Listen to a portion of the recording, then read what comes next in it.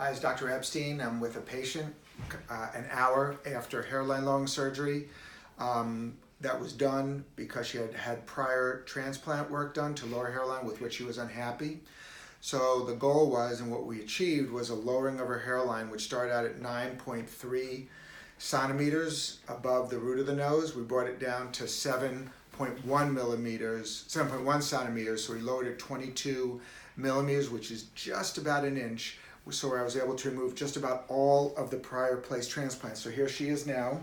She's literally an hour out from surgery, and you can see that I was able to, this is her existing hairline, I was able to bring it down here. Her hairline was up here. So, and this is where all the transplants were. We were able to remove all these transplants, bring her hairline down to a lower place, and achieve the goals that she wanted. So this is one indication for the surgical hairline advancement or forehead reduction surgery, in this case to repair prior transplant work. Thank you.